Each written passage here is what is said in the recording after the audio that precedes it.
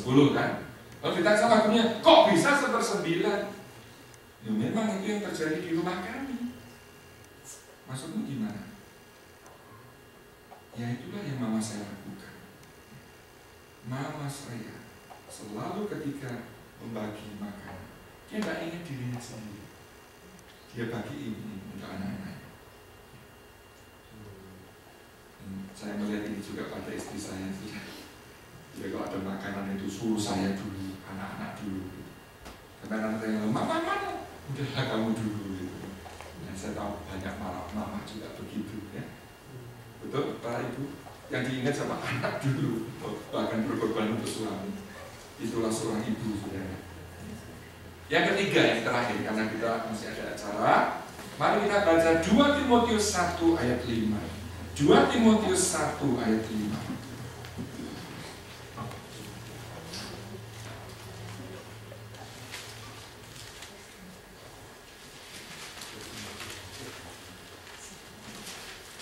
Dua Timotius 1 ayat 5. Sebab aku teringat akan imanmu yang tulus ikhlas. Nah, ini iman siapa? Timotius. Ternyata ada sambungannya, saudara.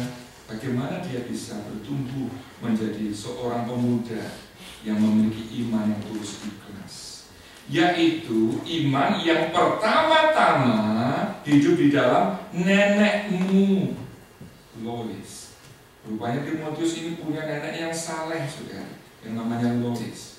Dan di dalam ibumu Yunike. Dan yang aku yakin hidup juga di dalam dirimu.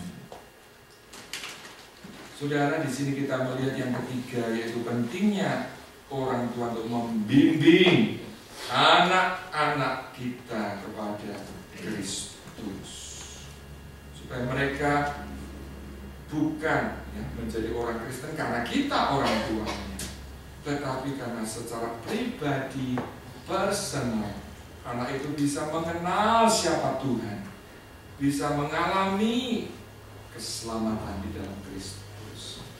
Itulah sebabnya saudara perlu orang tua mendoakan, spend time, bicara kenapa mama ini percaya Tuhan Yesus. Kita sharekan pengalaman hidup kita supaya anak-anak kita lihat, oh ternyata memang ya, iya Tuhan itu baik ya, Tuhan itu memelihara papa mama selama ini, Tuhan itu hidup ya, Tuhan itu mendengar doa. Sehingga anak-anak kita itu bisa melihat bahwa iman itu bukan sekedar agama, saudara, tetapi merupakan personal experience. Sehingga anak-anak kita juga boleh tertarik untuk mengikut Kristus.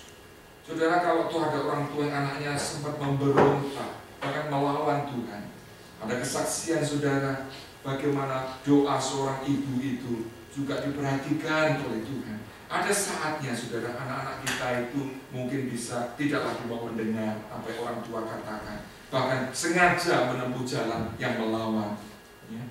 Tapi saudara, Monica ketika dia mendapati bagaimana anaknya hidup di luar jalan Tuhan, bahkan mengecek kekristenan. Anaknya ini kebetulan pintar sekali, saudara, seorang scholar.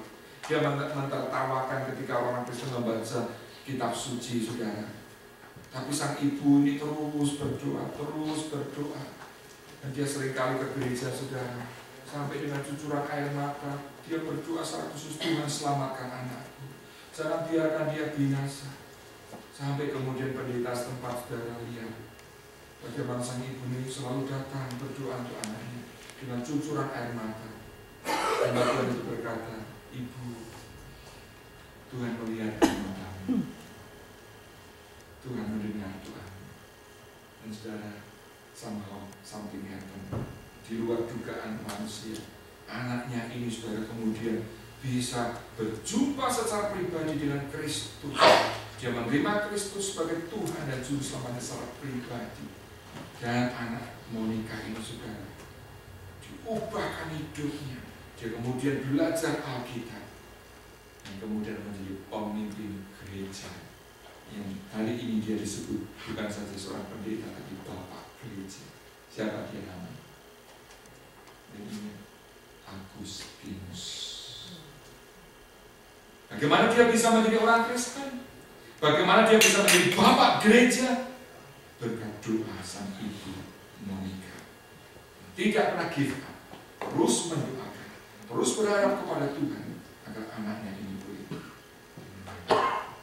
Mari Bapak Ibu, kita sebagai orang tua, kita mohon supaya Tuhan membantu kita untuk kita boleh menjadi orang tua yang melakukan tugas kita, membimbing anak-anak kita di jalan Tuhan sampai mereka secara pribadi memiliki persekutuan pribadi dengan Tuhan. Kita memberi contoh yang nyata di dalam kehidupan kita. Atas berkatnya ketika kita nanti besar, bukan besar maksudnya tua, saudara. Kita sudah besar.